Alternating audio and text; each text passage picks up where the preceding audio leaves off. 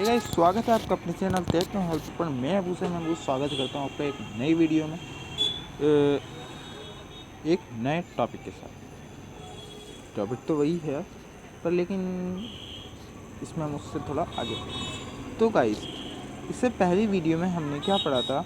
इससे पहली वीडियो में हम कुछ मोस्ट इम्पॉर्टेंट आपके जो क्वेश्चंस हैं, मोस्ट इम्पॉर्टेंट क्वेश्चंस आपके chapter acid base and salts के बारे में हम कुछ डिस्कस कर रहे थे, जिसमें हमारे 11 क्वेश्चंस हमने डिस्कस कर लिए थे और उसके बाद के क्वेश्चन हम डिस्कस करेंगे इस वीडियो में। ये है most important questions of acid base and salts का पार्ट 2। तो इसमें हम क्या पढ़ेंगे वो जानने के लिए बने रहिए मेरे साथ, क्योंकि अगर नहीं बने रहेंगे तो आपका ही नुकसान होगा, क्योंकि आपको कुछ पता नहीं चलेगा। तो ठीक है, फिर चलते हैं, इसी के साथ चलते हैं आगे। सो गाइस, हमने इससे पहले यार क्या हो जाता है, हमने इससे पहले 11 क्वेश्चंस कर लिए थे। कलर में गड़बड़ी क्यों हो रही है आज, पता नहीं। तो इससे पहले हमने 11 क्वेश्चंस हमारे कंप्लीट कर लिए थे। आज हम इसका 12 क्वेश्चन पढ़ने वाले हैं। 12 क्वेश्चन क्या है? ये आपका शॉर्ट आंसर टाइप क्वेश्चन है, जो आपके लिए 3 आपको मतलब ये शॉर्ट आंसर टाइप क्वेश्चन है जो 3 मार्क्स के लिए पूछा गया था। कब पूछा गया था? ये ईयर 2013 सन 2013 में आपका ये पूछा गया था 3 मार्क्स के लिए क्वेश्चन। क्या है ये क्वेश्चन? क्या कहना चाहता है? Give the constituents of baking powder. Baking powder के आपको कंस्टिट्यूएंट बताने हैं।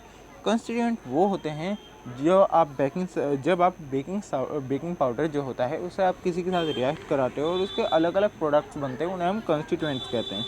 तो रिएक्ट कराते हो या फिर बेकिंग पाउडर की जब रिएक्शन होती है तो या फिर उसे तोड़ा जाता है तो उसमें क्या क्या मिलावा होता है ये आपको बताना है। बेकिंग पाउडर पहला वाला देख लेते हैं, पॉइंट क्या है।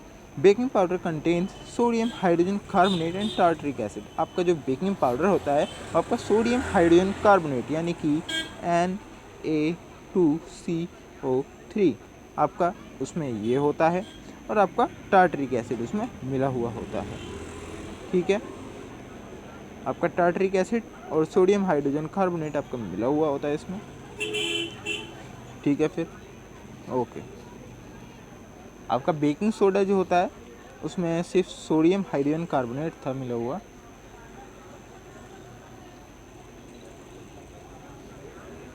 ठीक है, फिर सोडियम हाइड्रोजन कार्बोनेट की ये होती है, वैसे वो मैंने सोडियम कार्बोनेट की लिख दी। सोडियम हाइड्रोजन कार्बोनेट यानी कि NaSCO3 आपका मिला हुआ होता है और टार्टरिक एसिड मिला होता है।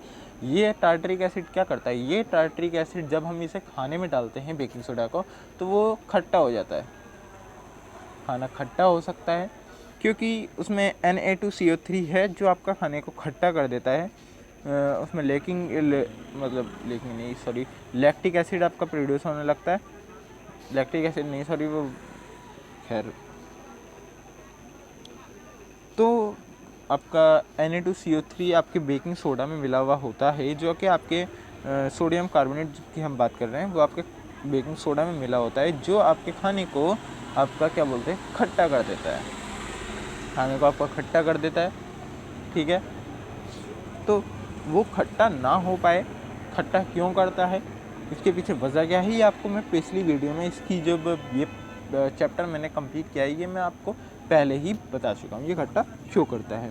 तो अगर आपने ये नहीं पता है कि ये खट्टा क्यों करता है तो आप जाके वो वीडियो देखिए, उसमें आपको सारे आपके डाउट्स जो है वो क्लियर हो जाएंगे।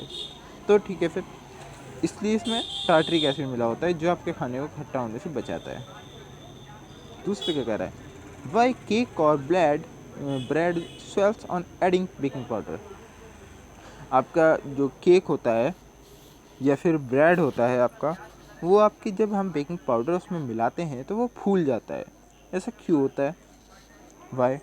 और इसकी आपको केमिकल इक्वेशन भी लिखनी है। तो it is due to carbon dioxide. ये आपका कार्बन डाइऑक्साइड जो आपकी बेकिंग सोडा में बेकिंग पाउडर में आपकी प्रोड्यूस होती है, मतलब प्रोड्यूस नहीं, जो आपके बेकिंग पाउडर में कंटेन की जाती है, तो उसमें वो आपकी कार्बन डाइऑक्साइड आपके बेकिंग पाउडर में होती है, जो आपके खाने को फुलाने का काम करती है। ठीक है, फिर ये लिखा हुआ भी है, रिएक्शन इक्वेशन इसकी दी हुई भी है, Na2CO3 आपकी और कार्बन डाइऑक्साइड और वाटर। ये कार्बन डाइऑक्साइड आपके खाने को फुला देती है। ठीक है, फिर इतना आपको समझ में आया तो करिए लाइक माय वीडियो। अगर नहीं समझ में आया, कोई डाउट है इसमें, तो वो कमेंट में आप पूछ सकते हैं, मैं आपको बता दूंगा।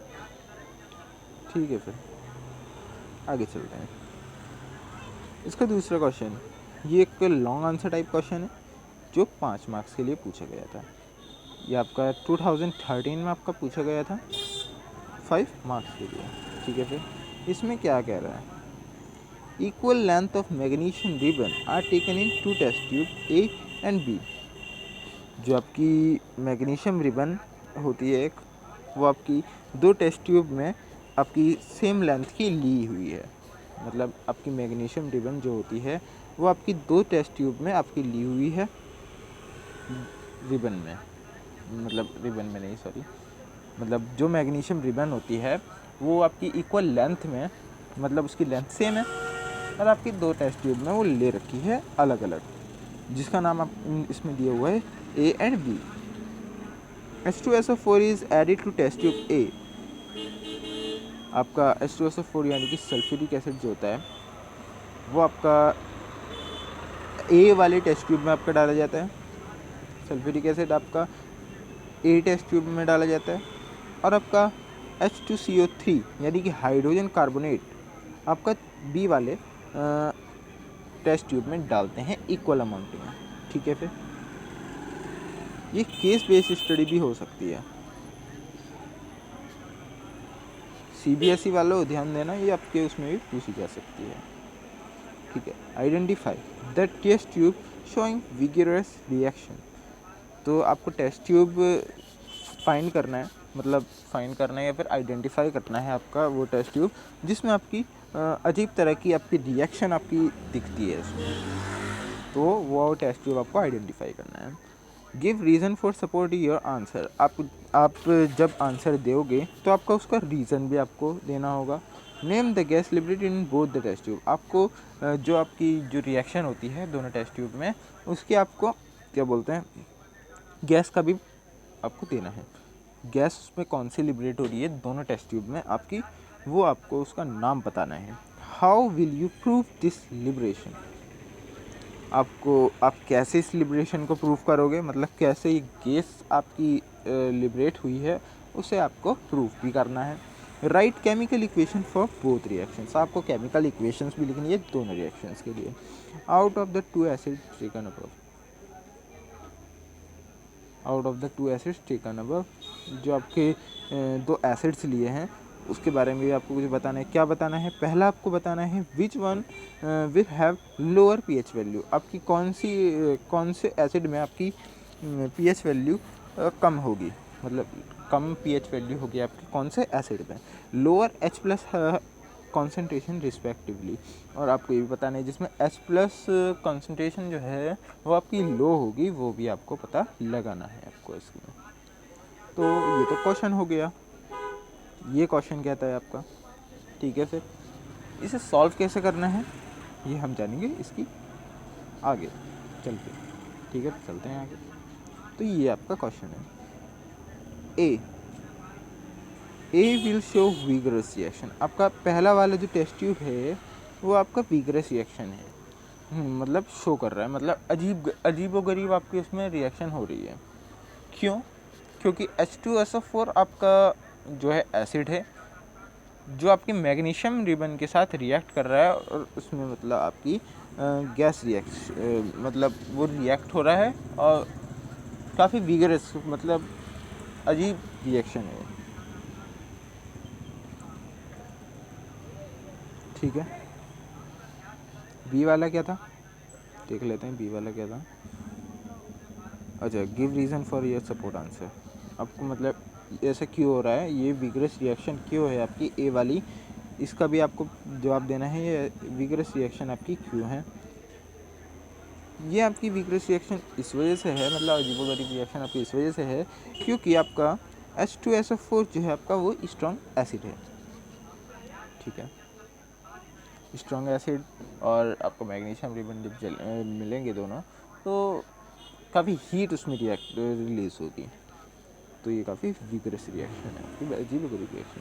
Hydrogen gas will be formed, आपकी हाइड्रोजन गैस में लिबरेट होगी। Bring a burning splinter near the gas, तो आपको ये पता करना है ये गैस कौन सी है।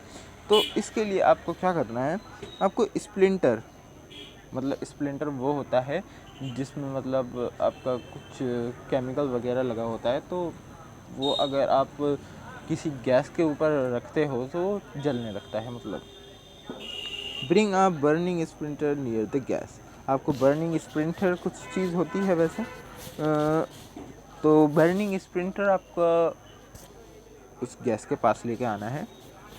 It will burn with pop sound, और ये आपका पॉप साउंड के साथ जलेगा। बर्निंग स्प्लिंटर आपका एक ऐसी चीज़ होती है जो मतलब आपका पता लगाती है ये आपका कौन सी गैस वगैरह है, तो ये पॉप साउंड के साथ जल रहा है। It will show gas liberated is hydrogen, pop sound के साथ जब जलता है जब आप किसी मेटल को हाइड्रोजन के मतलब किसी भी चीज़ से आपकी हाइड्रोजन गैस लिबरेट होती है, तो जब ये पॉप साउंड आपकी आती है, ठीक है। मैग्नीशियम के आपका मैग्नीशियम जो है आपका आपकी रिएक्शन भी देनी है इसकी, तो मैग्नीशियम जब सल्फ्यूरिक एसिड के साथ मिलता है, मतलब रिएक्ट करता है, तो मैग्नीशियम सल्फेट बनता है आपका और हाइड्रोजन गैस रिलीज होती है। और अगर आप मैग्नीशियम रिबन को हाइड्रोजन कार्बोनेट के साथ आप रिएक्ट कराते हो, तो आपका मैग्नीशियम कार्बोनेट बनता है और H2 गैस रिलीज होती है। हाइड्रोजन गैस आपकी दोनों के लिए कॉमन है, दोनों में आपके रिलीज होती है, ठीक है। ए यानी कि H2SO4 will be lower pH, आपको मैंने बताया है, इससे पहले भी बता चुका है मैंने, जिसका pH सबसे कम होता है वो स्ट्रॉन्ग एसिड होता है, तो H2SO4 आपका स्ट्रॉन्ग एसिड है, तो इस वजह से इसका लोअर pH है आपका। बी यानी कि H2CO3 यानी कि hydrogen carbonate will have lower concentration of H plus, मतलब यूरिक एसिड है, तो इस वजह से इसकी H प्लस कॉन्सेंट्रेशन आपकी बहुत कम है, ठीक है। ओके, तो ये क्वेश्चन हो गया आपका 13th वाला। अब देख लेते हैं 14 क्वेश्चन, इनके आप स्क्रीनशॉट ले लीजिए, मैं आपको दोबारा से दिखा रहा हूँ, आप इन सब का स्क्रीनशॉट ले लीजिए। पहले आप इसके स्क्रीनशॉट ले लीजिए।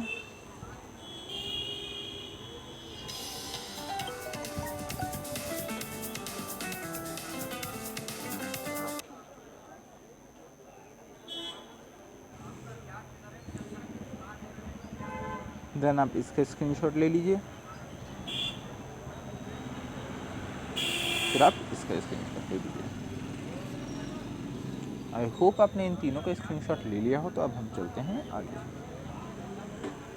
ठीक है। फिर अब देख लेते हैं इसका 14 क्वेश्चन। ये आपका very short answer type question है, जो आपका 1 मार्क्स के लिए सिंपली पूछा गया है 2012 में, ओके। तो ये क्वेश्चन क्या कहता है, how will you test for the gas which is liberated from hydrochloric acid react with an active metal.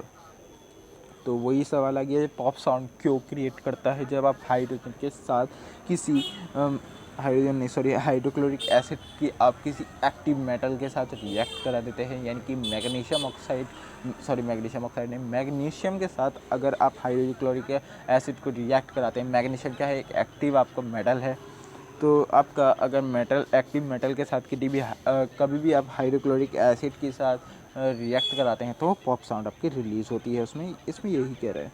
मतलब how will you test for the gas which is liberated when hydrochloric acid react with an active metal, आपको कैसे पता चलेगा कि कौन सी gas आपकी release हो रही है या फिर लिबरेट हो रही है आपकी, जब आप हाइड्रोक्लोरिक एसिड को आप एन एक्टिव मेटल के साथ रिएक्ट करा देते हो। तो ये पता लगाने का एक सिंपल फंडा है, bring a burning match stick. आपको मैच स्टिक यानी कि माचिस की तिल्ली, आपको जो जली हुई माचिस की तिल्ली है आपकी, उसे आपको क्या करना है, गैस के पास लेके आना है, जहाँ पे मतलब गैस लिबरेट हो रही है। आपको जो आपकी ऐसी वो चीज़ पहले जो आपकी चीज़ मैंने बताई थी आपको, वो भी ऐसी थी, क्या था, बर्निंग स्टर्नर था उसका नाम शायद। तो बर्निंग स्टर्नर भी वही होती है, माचिस की तिल्ली टाइप होती है वो भी, जिसे आप अगर गैस के पास ले जाओ तो आपकी पॉप साउंड के साथ जलने लगती है, पटर पटर पटर ऐसी आवाज़ आपकी आती है। तो ये शो करता है कि आपकी जो रिएक्शन हुआ है उसमें आपकी हाइड्रोजन गैस लिबरेट हुई है। ठीक है, फिर इसका फंडा आपको समझ में आ गया। ओके, तो आप इसका स्क्रीनशॉट ले लीजिए। ओके, और इससे पहले वाला जो क्वेश्चन था 13th वाला, वो मोस्ट इम्पॉर्टेंट क्वेश्चन है। वो आपका केस बेस्ड स्टडी में सीबीएसई वालों के लिए तो आने ही वाला है, मतलब ज़रूरी तो नहीं है कि आ ही जाए, लेकिन उसके 50% आपके चांस बने रहते हैं। फिर भी इससे पहला वाला जो आपका क्वेश्चन 13 वाला क्वेश्चन है वो आपका आ सकता है सीबीएसई वालों के लिए केस बेस्ड स्टडी में। तो आप उसे पढ़िए ज़रूर। आप इसका भी स्क्रीनशॉट ले लीजिए, फिर हम चलते हैं आगे। ये आपका 1 मार्क्स के लिए पूछा गया है सन 2012 में। ठीक है, फिर अब देख लेते हैं 15th क्वेश्चन क्या है। ये आपका शॉर्ट आंसर टाइप क्वेश्चन है जो आपका 3 मार्क्स के लिए सन 2012 में आपका पूछा गया है। ठीक है, फिर ये क्वेश्चन आपका क्या कहता है, write the name given to bases that are highly soluble in water, give an example. तो आप उन बेसिस को क्या नाम दोगे, उन बेसिस को आप क्या नाम दोगे जो आपके पानी में बहुत ही तेज़ी से घुलते हैं, बहुत तेज़ी से आपके पानी में घुलते हैं, वो बेसिस को आप क्या नाम दोगे। आपको उसका एग्जाम्पल भी लिखना है। ठीक है, पहला वाला तो आपका ये हो गया। सेकंड वाला क्या है आपका, how is tooth decay related to pH. आपका टूथ डिके यानी कि दांतों का आपका टूटना, ये आपका पीएच से रिलेटेड कैसे है, मतलब how can it be prevented, और आपका ये कैसे बचाया जा सकता है। ठीक है, बी वाला ये हो गया। सी वाला आपका क्या कहता है, सी वाला आपका ये कहता है, why does bee sting cause pain and irritation. आपका बी यानी कि मधुमक्खी जब आपका डंक मारती है तो आपका पेन क्यों होता है, और आपका इरिटेशन यानी कि खुजली क्यों होती है। आपका rubbing of baking soda on the sting area gives relief, और आप अगर आप बेकिंग सोडा उस पर मल दो जहाँ पे आपका मधुमक्खी ने काटा है, तो आपका रिलीफ क्यों देता है, कैसे कैसे होता है, मतलब ये भी हम इसमें जानने वाले हैं। तो ए वाला देख लेते हैं, फिर ए वाला पार्ट क्या है।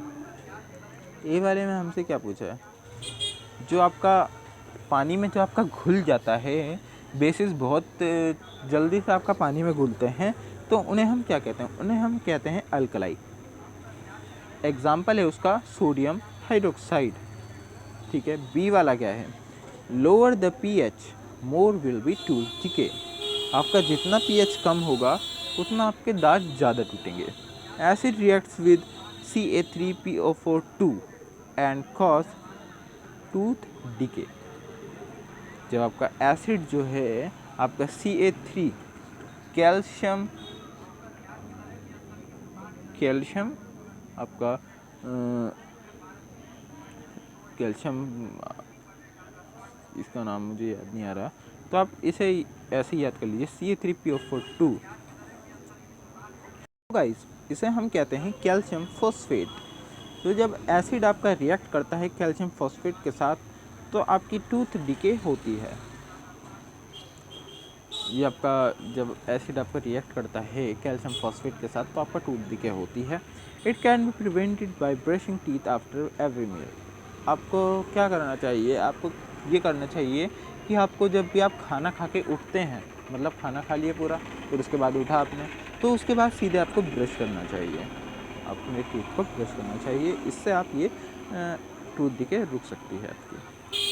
सी वाला पॉइंट क्या है, it is due to formic acid. जब आपका मधुमक्खी काटती है तो आपका फॉर्मिक एसिड इसमें मतलब रिलीफ नहीं, आपका रिलीज होता है, फॉर्मिक एसिड रिलीज होता है, तो इस वजह से आपको दर्द होता है और आपका इरिटेशन भी यहाँ पे होती है। Sodium hydrogen carbonate baking soda neutralises the formic acid giving relief. तो आपका जब फॉर्मिक एसिड वहाँ पे रिलीज़ हो रहा है, तो आपका बेकिंग सोडा क्या है? आपका बेकिंग सोडा एक बेस है जो आपका फॉर्मिक एसिड, जब एसिड अगर आप बेस के साथ मिलाते हैं तो सॉल्ट बनता है, तो ये बेकिंग सोडा इस फॉर्मिक एसिड को न्यूट्रलाइज कर देता है और बना देता है सॉल्ट, जो आपको रिलीफ देता है काफ़ी ज़्यादा। ठीक है, फिर इसका आप स्क्रीनशॉट ले लीजिए, इस वाले क्वेश्चन का ले लीजिए, देन आप इसका स्क्रीनशॉट ले लीजिए। आई होप आपने इसका स्क्रीनशॉट ले लिया हो। तो हम चलते हैं आगे। ये है इसका question 16। A white powder is added while baking bread and cakes to make them soft and fluffy. ये तो आपको बता ही दिया था, फिर भी एक बार बता देता हूँ। Name the right the name of powder. आपका पाउडर क्या कहलाता है? तो जब आप ब्रेड या फिर केक आपका बनाते हैं तो उसमें एक वाइट पाउडर आप मिलाते हैं जो आपके केक या फिर ब्रेड को सॉफ्ट बना देता है और फ्लफ़ी मतलब दबदबा टाइप बना देता है। Write the name of powder. उस पाउडर का आपको नाम लिखना है। Name it's main ingredients. जो उस इंग्रेडिएंट्स उस वाइट पाउडर को बनाने में जो इंग्रेडिएंट्स काम आते हैं, आपको उनके भी नेम लिखने हैं। Explain the function of each ingredient. और आपको एक एक जो आपका इंग्रेडिएंट है उसमें उसका आपको फंक्शन लिखना है। Write the chemical reaction taking place when the powder is heated during baking। आपको केमिकल रिएक्शन लिखनी है जब हम उस पाउडर को जलाते हैं आपका बेकिंग के द्वारा। जब आप किसी चीज़ को बनाते हैं तो उस पाउडर को आप जलाते हैं, उसकी केमिकल रिएक्शन आपको लिखनी है, केमिकल रिएक्शन लिखनी है आपको।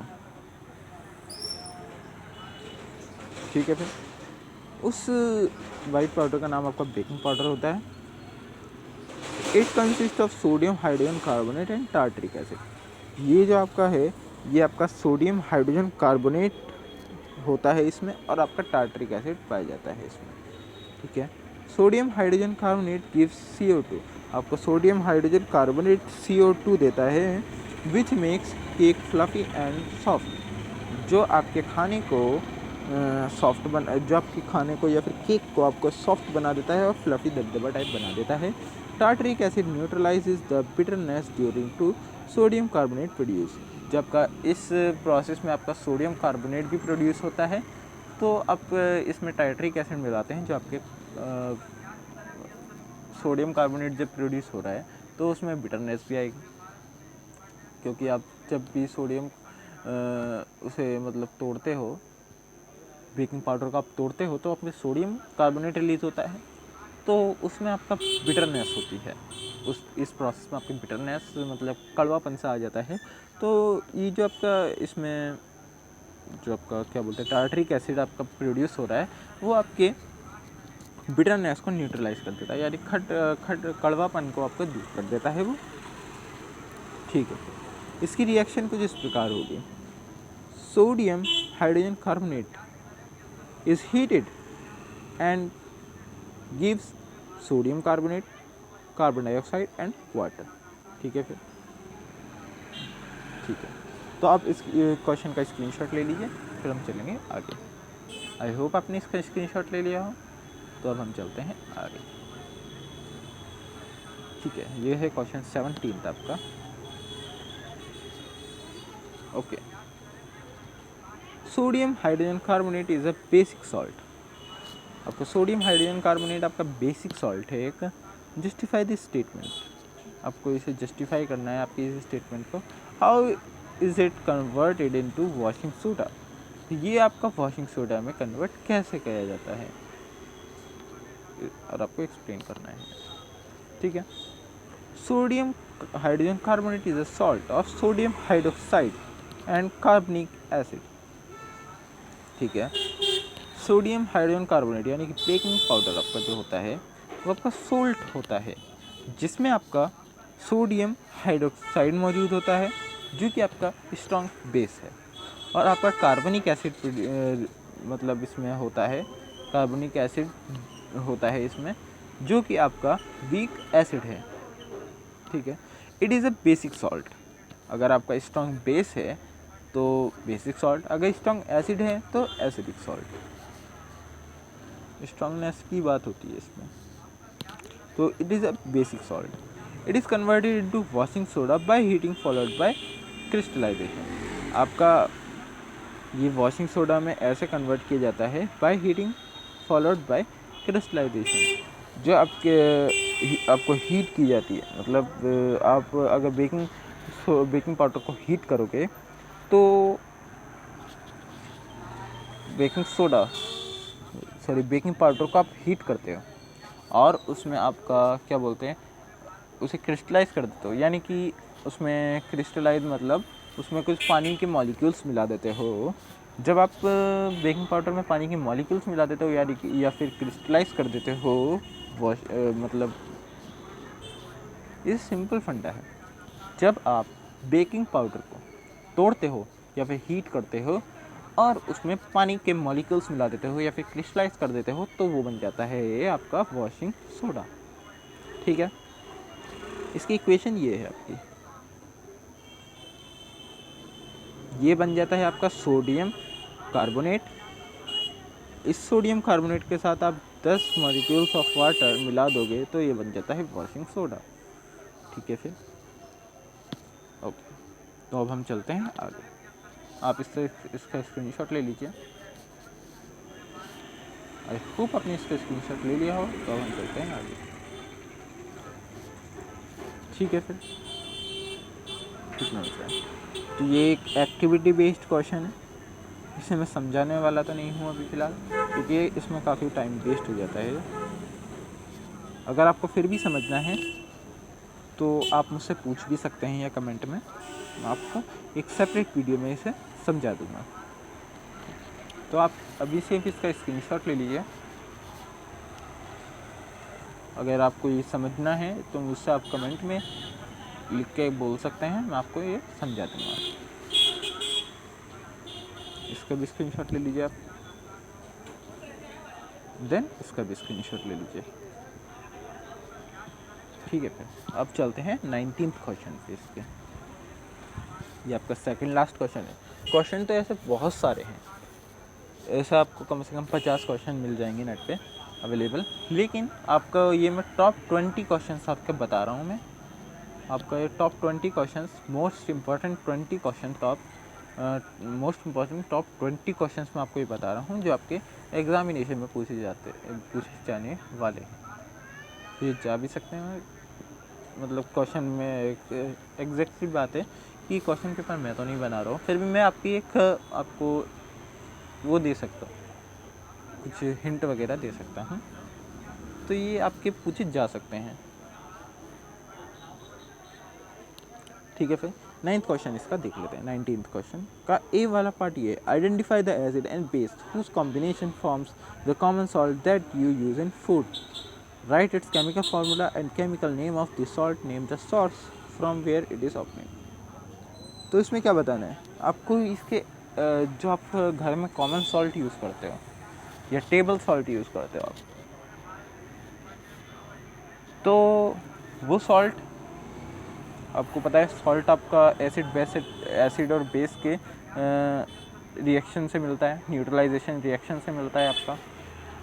तो जो आप कॉमन सॉल्ट घर पे यूज़ करते हो उसके आपको उसमें कौन सा एसिड यूज़ होता है वो बताना है आपको, कौन सा बेस यूज़ होता है वो बताना है आपको, उसका केमिकल फार्मूला लिखना है और केमिकल नेम लिखना है।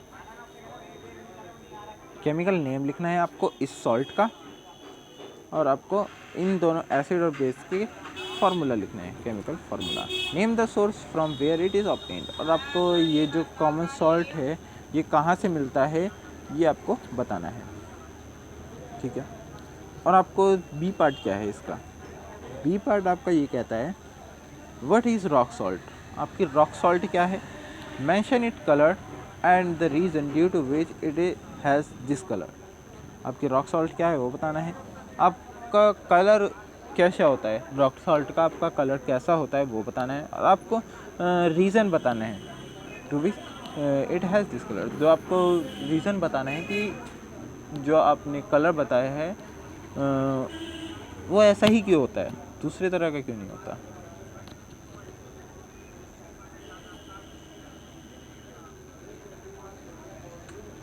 मतलब ये कैसे हुआ ये कलर इसका, ये आपको बताना है। आपका कौन सा कलर, ये कैसा कलर होता है इसमें, ये बताना है। और आपका रीज़न बता रहे हैं कि किस कारण ये आपका ऐसा कलर होता है इसका, ये बताना है। बी वाले में देखते हैं। सी वाला क्या कहता है, what happen when electricity is pass through brine. आपका ब्राइन से जब हम इलेक्ट्रिसिटी पास कराते हैं तो आपका क्या होता है, ये बताना है। जब हम ब्राइन से इलेक्ट्रिसिटी पास कराते हैं तो क्या होता है, write the chemical equation for it. और आपकी इसकी केमिकल इक्वेशन भी आपका बतानी है। ब्राइन क्या होता है ये मैंने आपको पहले ही बता चुका है, अगर नहीं पता है तो प्लीज़ आप पहली वाली वीडियो देख लीजिए जाके, उसमें आपको पता लग जाएगा। ए वाला क्या है, सॉरी, ए वाला HCl is acid and NaOH is base. जो आपका कॉमन सॉल्ट में एसिड पड़ता है उसका नाम है HCl और बेस NaOH जो हम कहते हैं। Host combination for the common salt, जिसका कॉम्बिनेशन आपको कॉमन सॉल्ट देता है, इट्स फार्मूला इज NaCl। इसका फार्मूला NaCl होता है जो आपका होता है sodium chloride. It is obtain from sea water, ये आपका समुद्र के पानी से ऑब्टेन किया जाता है। Rock salt is a common salt for the mineral highlight. Rock salt आपका कॉमन नेम है, एक मिनरल होता है आपका जिसे हम कहते हैं हैलाइट, वो उसे हम कॉमनली आपका रॉक सॉल्ट के नाम से बुलाते हैं। इट्स फार्मूला है, it's chemical formula is NaCl, ठीक है। इसका फार्मूला NaCl होता है। इट मे बी वाइट और लाइट ब्लू और yellow depending upon impurities presented. यह आपका वाइट भी हो सकता है, लाइट ब्लू भी हो सकता है और येलो भी हो सकता है। क्यों, ये उसकी इम्प्योरिटीज़ के ऊपर डिपेंड करता है, यानी कि अशुद्धियों के ऊपर उसकी डिपेंड करता है। तो ठीक है, फिर इसका सी वाला देख लेते हैं। इसका सी वाला ये आपको रिएक्शन इसकी बतानी थी, तो ये रिएक्शन NaCl और वाटर को, जब हम NaCl और 2 मॉलिक्यूल ऑफ वाटर में से आपका इलेक्ट्रिसिटी पास कराते हैं तो आपका क्या बनता है, आपका बनता है सोडियम हाइड्रोक्साइड और हाइड्रोजन बनती है और क्लोरीन गैस रिलीज होती है। ये इलेक्ट्रोलाइसिस प्रोसेस कहलाती है, ठीक है। तो आई होप आपको इतना समझ में आ गया हो। तो आप इसका स्क्रीनशॉट ले लीजिए, देन आप इसका स्क्रीनशॉट ले लीजिए और इसका स्क्रीनशॉट ले लीजिए। आई होप आपने इसका स्क्रीनशॉट ले लिया है। तो अब हम चलते हैं इसके लास्ट क्वेश्चन की तरफ। तो ये रहा इसका लास्ट क्वेश्चन। लास्ट क्वेश्चन कितना है, छोटा सा ही है, ज़्यादा बड़ा नहीं। ओके, सो गाइस, ये आपका 20th क्वेश्चन है, last question. Explain why is hydrochloric acid a strong acid and acetic acid a weak acid, how can it be verified. आपका जो हाइड्रोक्लोरिक एसिड है वो स्ट्रॉन्ग एसिड ही की होता है, और आपका एसिडिक एसिड है वो आपका वीक एसिड ही की होता है। आप इसे वेरीफाई कैसे करोगे, आपको ये सब इसका बताना है। सेकंड वाला क्या है, explain why aqueous solution of N acid conducts electricity. आपको एक्सप्लेन करना है कि एसिड का एक्वस सॉल्यूशन, यानी कि एसिड को अगर आप वाटर के साथ मिलाओगे तो वो आपका एक्वस सॉल्यूशन इसका बन जाता है। वो आप वही सिर्फ आपका इलेक्ट्रिसिटी क्यों कंडक्ट करता है, आपका सिर्फ एसिड ही क्यों इलेक्ट्रिसिटी कंडक्ट नहीं करता, ये आपको बताना है। तीसरा, you have 4 solutions A, B and C, sorry, A, B, C and D. The pH of solution A is 6, B is 9, C is 12 and D is 7. तो आपके पास 4 सॉल्यूशन है, A है, B है, C है और D है। आपको इसके अलग अलग pH पता है सॉल्यूशंस के। A का आपका pH 6 है, B का 9 है, C का 12 है और D का 7 है आपका, ठीक है। ये भी आपका एक मोस्ट इम्पोर्टेंट क्वेश्चन है आपका, ये एग्ज़ाम में शायद पूछा जा सकता है। इसका तो आपका 78 कुछ % आपका इसका चांसेस है पूछे जाने के। So guys, identify the most acidic and identify the most acidic and most basic solution. आपका क्या करना है इसमें, आइडेंटिफाई करना है मोस्ट एसिडिक या फिर आपका हाईली एसिडिक पता करना है, और मोस्ट बेसिक या फिर हाईली बेसिक सॉल्यूशंस आपको पता करना है इसमें कि कौन सा आपका मोस्ट एसिडिक और कौन सा मोस्ट बेसिक सॉल्यूशंस है आपके। Arrange the above 4 solution in the increasing order of H+ ion concentration. आपको इन्हें अरेंज करना है बढ़ते हुए क्रम में इनके H+ आयन कॉन्सेंट्रेशन के हिसाब से। State the change in colour of pH paper on dipping in solution C and D। आपका चेंज इन कलर बताना है। जब आप pH पेपर को आपका सॉल्यूशन C और D में डालते हैं तो इसका कलर चेंज क्यों होता है, ये सब आपको इसमें बताना है। तो देख लेते हैं इसका आंसर क्या है। फर्स्ट वाले का आंसर क्या है, HCl is completely ionized in aqueous solution whereas acetic acid is partially ionized in aqueous solution. HCl gives dark red color in with pH paper। जो आपका HCl है या फिर हाइड्रोक्लोरिक एसिड है, आपको पूरी तरह आयनाइज्ड है, पूरी तरह आयनाइज्ड हो जाता है आपका एक्वस सॉल्यूशन में। यानी कि ये क्या कहना चाहता है, ये कहना चाहता है आपका हाइड्रोक्लोरिक एसिड जो है जब हम पानी में मिलाते हैं तो आपका वो पूरी तरह से टूट जाता है अपने आयंस में, जबकि आपका एसिटिक एसिड जो होता है वो कुछ कुछ टूट पाता है आपके पानी में मिलाने पर।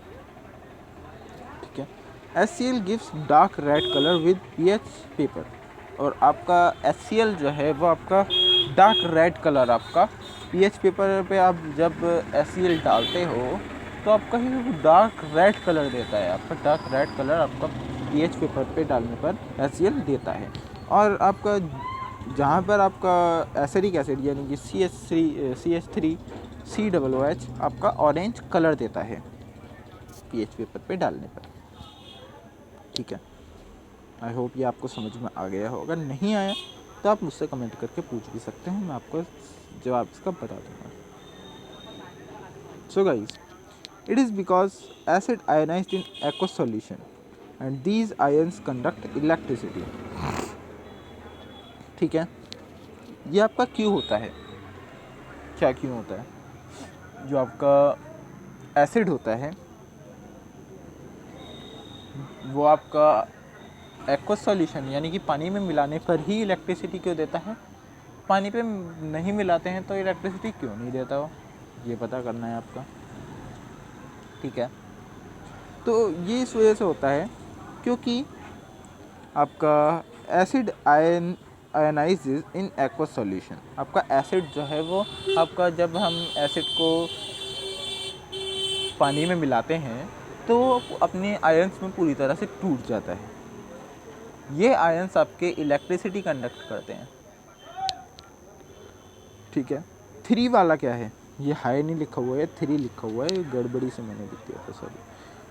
जो भैया ये बनाते हैं ना ये प्रेजेंटेशंस वगैरह, उन्होंने ये गलती से कर दिया था। A is most acidic and C is most basic. Sorry, A आपका जो है वो मोस्ट एसिडिक सॉल्यूशन है और C आपका जो है मोस्ट बेसिक सॉल्यूशन है। क्यों? क्योंकि आपका A वाले का जो pH है वो 6 है, 6 सबसे छोटा होता है तो वो मोस्ट एसिडिक है, और ये आपका B वाला सॉरी C वाला आपका 12 है, जितना ज़्यादा होगा उतना वो ज़्यादा बेसिक सॉल्यूशन है। ठीक है, A वाले का 6 है यानी कि वो मोस्ट एसिडिक है, और C वाले का 12 है यानी कि वो मोस्ट बेसिक सॉल्यूशन है आपका। ठीक है, ये तो हो गया। सेकंड वाले में क्या पता करना था आपका हाँ H+ आयन कॉन्सेंट्रेशन के हिसाब से उन्हें लगाना था आपका सॉल्यूशन को। तो पहले आएगा C, B, D और A में आपके 10⁻⁻6 H+ आयन्स होते हैं, D में H⁻⁻7 आयन्स होते हैं, H+ आयन्स होते हैं, और आपका B वाले सॉल्यूशन में 10⁻⁹ आपके H+ आयंस होते हैं, और C वाले में आपका 10⁻12 आपके H+ आयंस होते हैं। तो ये लगा दिया। पहले आपका आएगा C, फिर आपका आएगा B, फिर D, फिर A। ठीक है। बढ़ते हुए क्रम में लगाना है आपको, ये याद रखना। pH paper will become blue in C and green in D। आपका pH पेपर जो है आपका C को अगर आप pH पेपर पे डालेंगे, C वाला जो सॉल्यूशन है उसे आप pH पेपर पर डालोगे तो ब्लू हो जाता है, और D वाला आपका ग्रीन हो जाता है डालने पर। ठीक है फिर, आई होप आपको ये सब समझ में आ गया हो। अगर नहीं आया है तो प्लीज़ आप मुझसे कमेंट में पूछ सकते हैं। बहुत बार कहता हूँ आप मुझसे कमेंट में पूछ सकते हैं, मैं आपको बता दूंगा।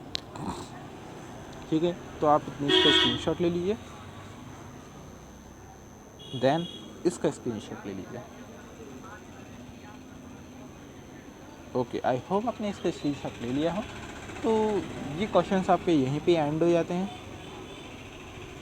ऐसे वैसे बहुत क्वेश्चंस हैं आपके इम्पोर्टेंट, इसके चैप्टर के बहुत क्वेश्चंस हैं, पर ये आपके मैंने टॉप 20 मोस्ट इम्पॉर्टेंट क्वेश्चंस आपके बताए हैं जो आपके एग्ज़ाम में पूछे जा सकते हैं।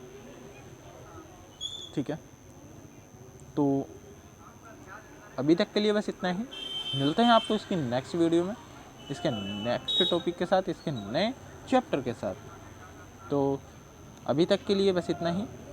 Thank you for being with us. मेरे साथ जुड़ने रहने के लिए बहुत बहुत आपका शुक्रिया, आभार। और हाँ, जिसने भी मेरे चैनल को सब्सक्राइब नहीं किया है और लाइक नहीं किया है वीडियो को, वो प्लीज़ यार कर दो। आपका कुछ नहीं जाता है आपका लाइक करने पर। एक रेड कलर का तो बटन ही तो है वो सब्सक्राइब का, वो आपको दबा देना है। लाइक करना है, थम्सअप का आपको जो थम्सअप का आइकन दिख रहा होगा वो आपको प्रेस करना है बस। और आपको कमेंट करना है मुझे, अगर आपको कोई डाउट है इस चैप्टर से रिलेटेड तो आप मुझे कमेंट करिए, मैं आपको सॉल्व करके बता दूँगा। आप करिए तो सही, मैं पूरा आपको सॉल्व करके बताऊँगा। और जितना हो सके फ्रेंड के साथ शेयर करो, ताकि वो भी इस वीडियो को देखकर कुछ नया सीखे, और आपने भी अगर इस चैप्टर को देख कर कुछ नया सीखा है तो वीडियो को लाइक करिए। Thank you for being with us and see you in the next video in next new chapter. Physics का है ना शायद न्यू चैप्टर, हाँ, तो उसमें मिलता है आपको नेक्स्ट वीडियो में। तब तक के लिए take care and goodbye to all of you. Good bye.